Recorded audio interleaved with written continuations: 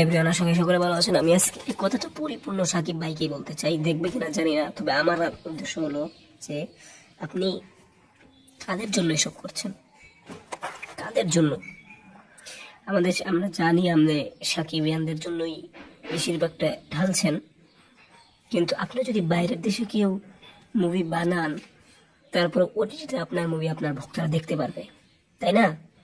কিন্তু আপনি দেশে কেন করছেন? যাতে এরা ঠিক থাকে, এদের সেন্সর চলে, এদের সব কিছুই চলে।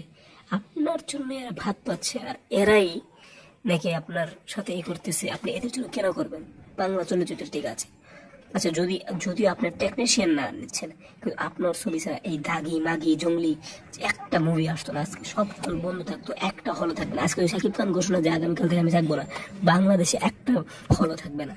তো আপনি, আচ্ছা ঠিক আছে, আপনাকে এত চালা, আপনি মুভি করেন না, আপনি ইন্ডিয়ান মুভি করেন, পাকিস্তানি মুভি করেন, হলিউড বলিউড এই সমস্ত মুভি করেন, সেখানে আমরা কোয়ালিটিও ভালো পাবো, আপনাকে যেমন ভাবে দেখতে চেয়েছি তেমনই পাবো, আরো কোয়ালিটি ফুল হবে।